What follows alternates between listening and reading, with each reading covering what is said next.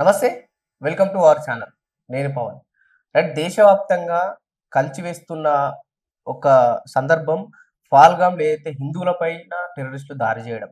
ప్రత్యేకంగా ఈ దాడి గురించి ప్రతి ఒక్కరు మాట్లాడుకోవాల్సి ఎందుకొస్తుంది. ఎందుకంటే ఈ ఆర్టికల్ 370 ఎత్తేసిన తర్వాత ఇది మొదటిసారి ఇంత పెద్ద ఎత్తున దాడి జరగడం. ఎందుకంటే వాళ్ళు టెర్రరిస్టులు అక్కడ వాళ్ళని చంపిన వాళ్ళని వాళ్ళ పూర్తిగా డ్రెస్ తీసేయడం కావచ్చు, వాళ్ళు హిందువులా, ముస్లిమ్స్ అని కనుక్కొని వాళ్ళని చంపడం, ఈ విషయం కాస్త కలిచివేస్తుంది అందరిని. ఎందుకు ఇట్లాంటి ఘటనలు జరగాల్సొస్తుందనే విషయాన్ని మనం మాట్లాడి ప్రయత్నిద్దాం. మనతో పాటు కార్పొరేటర్ సరళ గారు ఉన్నారు. ముందుగా వెల్కమ్ చేస్తున్నాం. అక్క నమస్తే. నమస్తే అమ్మా.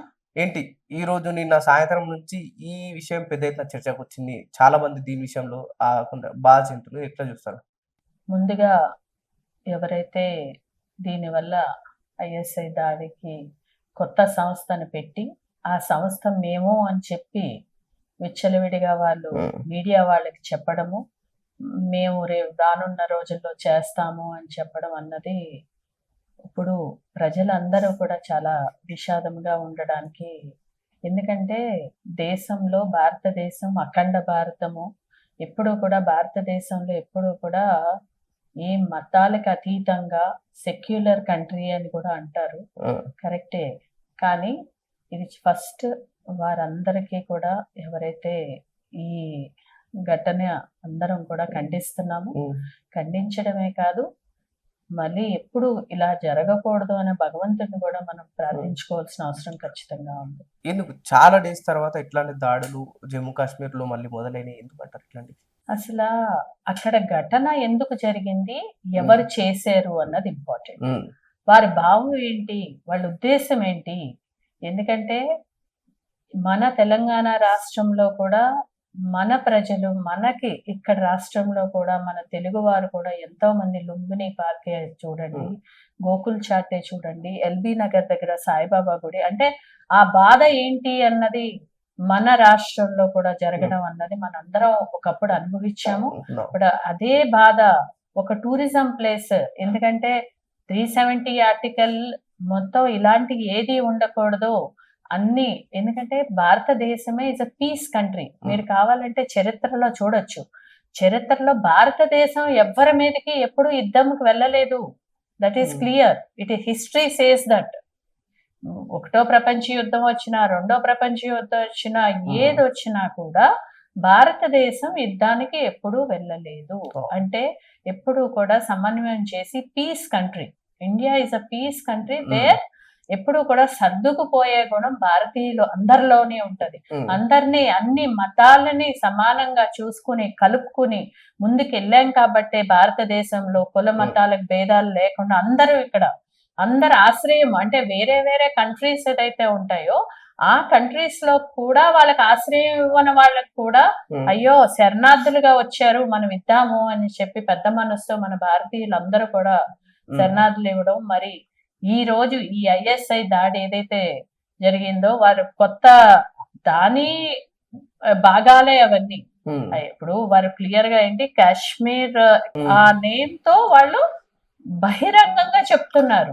అంటే ఎందుకు కాశ్మీర్ ఈ మధ్య ఆర్టికల్ 370 రద్దయిన తర్వాత అక్కడ కాస్త టూరిజం ప్లేస్ గా మంచి పేరు పొందుతుంది. చాలా మంది టూరిస్టులు వస్తున్నారు, వివిధ దేశాల నుంచి వస్తున్నారు, వివిధ రాష్ట్రాల నుంచి హాలిడేస్ ఎంజాయ్‌కి వెళ్తున్నారు. సో అక్కడ ఇట్లాంటి దాడి జరగడం కారణం ఏంటి? అంటే కాశ్మీర్ ని పూర్తిగా డిస్టర్బ్ చేద్దామనే ఒక ఆలోచనతోని ఇట్లాంటి దాడులు జరుగుతున్నాయా? అంతేమ్మా, లేకపోతే కారణం ఏంటి? అది ఒక సంస్థ, అది ఏదో ఎక్కడి నుంచో రాలేదు. ఆ సంస్థ అసలు ఎక్కడి నుంచి ఏర్పడింది, ఎందుకు చెయ్యాలనుకుంటున్నారు?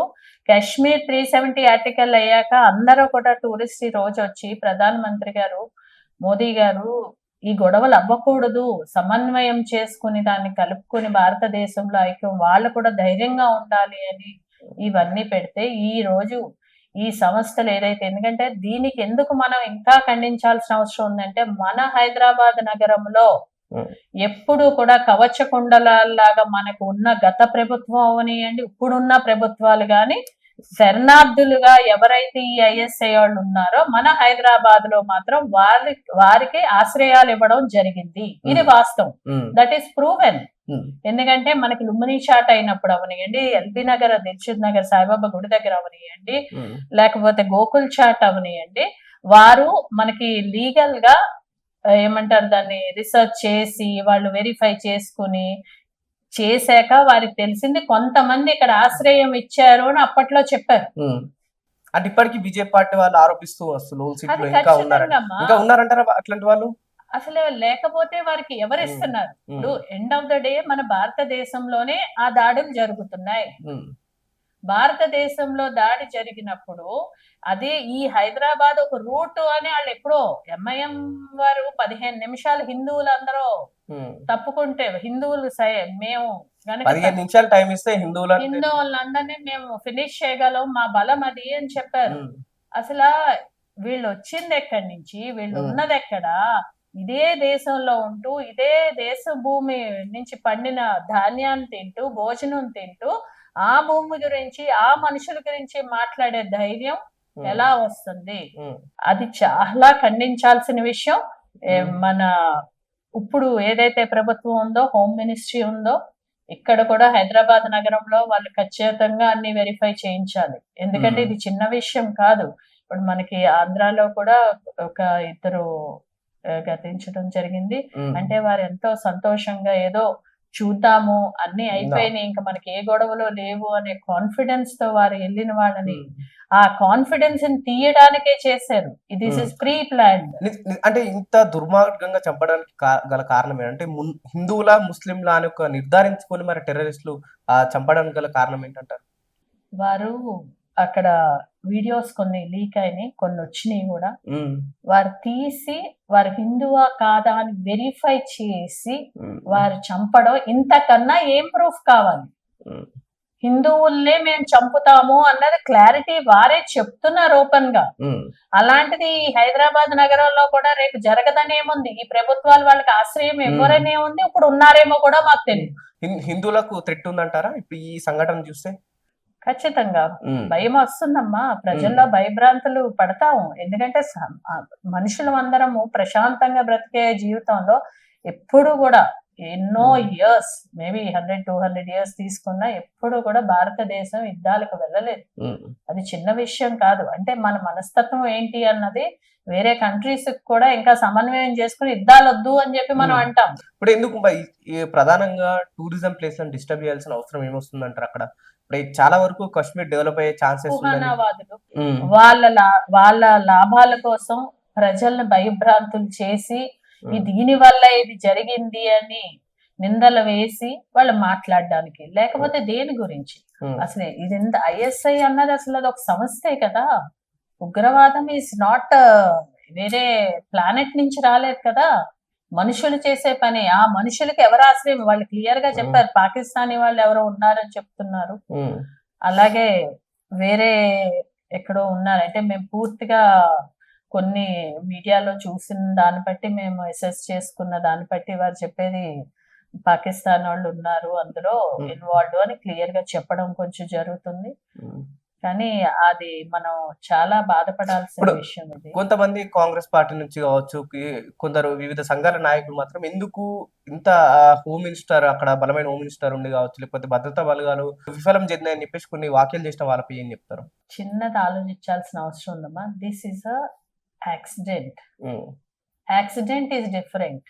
యాక్సిడెంట్ ఎలా అయ్యింది అంటే ప్రీ ప్లాన్డ్ యాక్సిడెంట్.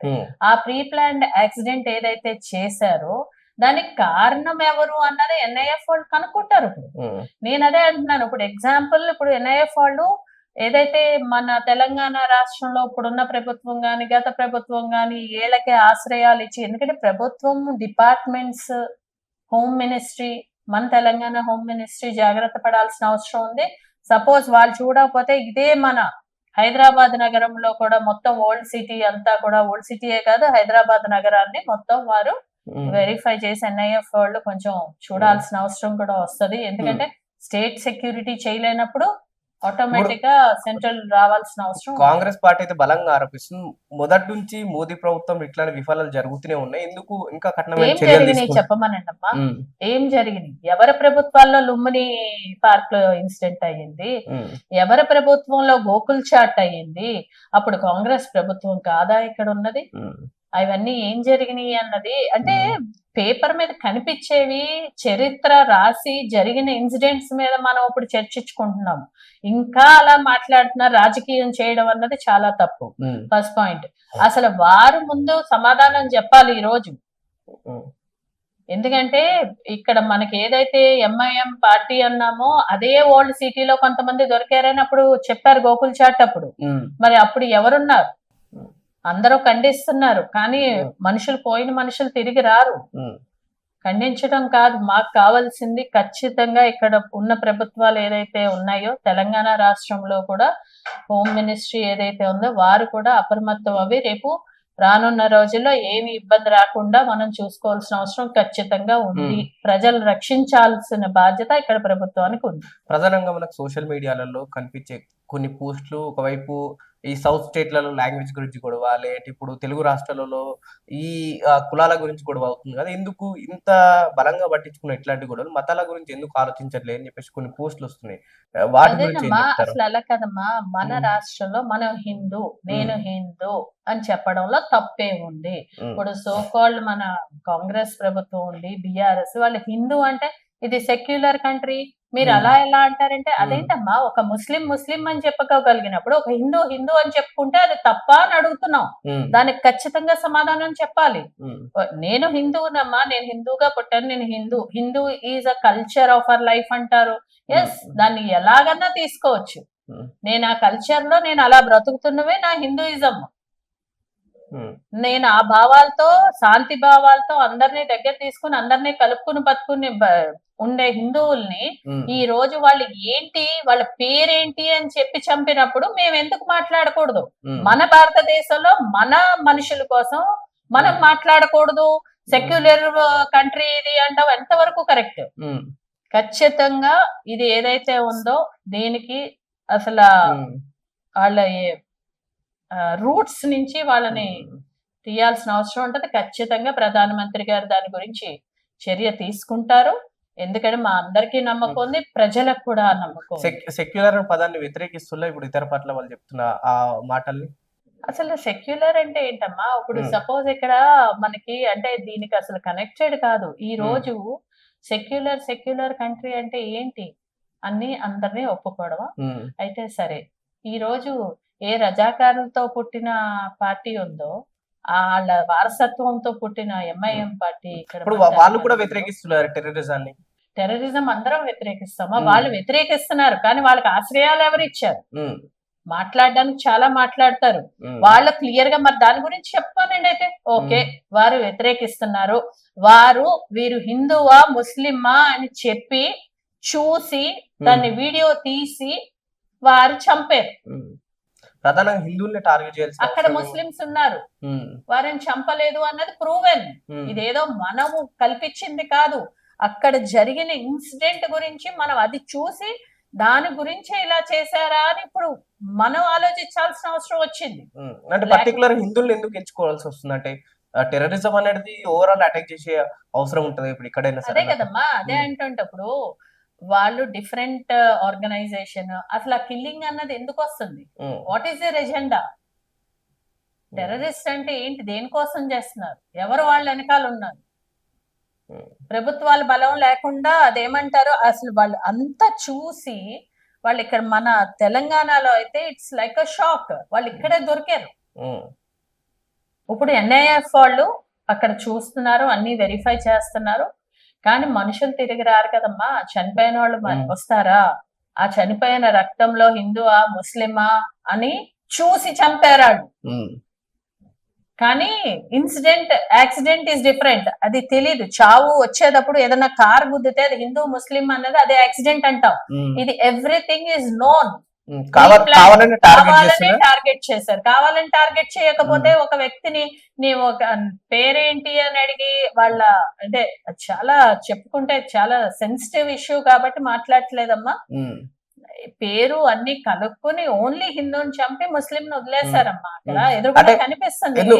భారతదేశంలో మత కల్లోలం రెచ్చగొట్టే ప్రయత్నం జరుగుతుందంట. అంతే కదమ్మా, ఇంకా దేనికోసం? అసలు మత కల్లోలం రెచ్చగొట్టడానికి అసలు ముస్లిమ్స్ అన్న వాళ్ళు ఎవరైతే తప్పు చేస్తున్నారో, రజాకారులు ఎవరైతే ఉన్నారో, లేకపోతే ఐఎస్ఐ ఉగ్రవాదులు ఉన్నారో, ఆ ఉగ్రవాదులందరినీ కూడా ఇక్కడి నుంచి తవరేయాలి. తవరకపోతే మన దేశానికి రక్షణ లేదు. అసలు వాళ్ళకి ఎవరిస్తున్నారు ఆశ్రయం అన్నది ఖచ్చితంగా ప్రధానమంత్రి గారు, మన అజిత్ దోవల్ గారు ఎవరైతే ఉన్నారో మన దేశాన్ని కాపాడేవారు, వాళ్ళందరూ కూడా వెరిఫై చేస్తారు. అది జరుగుతుంది. లేకపోతే అంతకుముందు కాశ్మీర్ లో అడుగు పెట్టడానికి భయభ్రాంతులతో ఎన్నో సంవత్సరాలు అక్కడ అడుగు పెట్టలేదు. ఈ రోజు ఆ భయం తీసేశారు అన్నాక 10 ఏళ్ల తర్వాత కావాలని చేయడం కాకపోతే ఏంటి? ఫైనల్ ఒకటి చెప్పండి, వీటిపైన రాజకీయాలు చేసే పార్టీలకు మీరు ఇచ్చే సమాధానం ఏంటి? వీటిపై రాజకీయాలు చేయాల్సిన అవసరం లేదు. కానీ ఒక సామాన్య పబ్లిక్ లా మాత్రం ఒక హిందువుగా గర్వపడతాం మేము. అలా అని హిందూ ముస్లిం అనొద్దు అంటే ఇప్పుడు అంటాం. ఎందుకు అనకూడదు? వారు పేరు పెట్టి చూసి నీ పేరేంటి అని చెప్పి చంపారు. ఆ మత కల్లాలు కల్పించే వాళ్ళు, వాళ్ళకి ఎవరు సపోర్ట్ వస్తుంది, ఎలా వస్తున్నారు అన్నది ఖచ్చితంగా తెలుస్తుంది. అప్పుడు ప్రభుత్వం తీసుకుంటది న్యాయం, చట్టం న్యాయం ఉంది. కానీ మనుషులు తిరిగి రారు కదమ్మా. మత కల్లోలాలు సృష్టించడానికే చేస్తున్నారు అంతే, అందులో ఏమీ డౌట్ లేదు. థ్యాంక్ యూ మేడం, మా అభిప్రాయం అది. థ్యాంక్ యూ మేడం, మీ సమయాన్ని మా ఛానల్కి ఇచ్చిన. థ్యాంక్ యూ, ధన్యవాదాలు.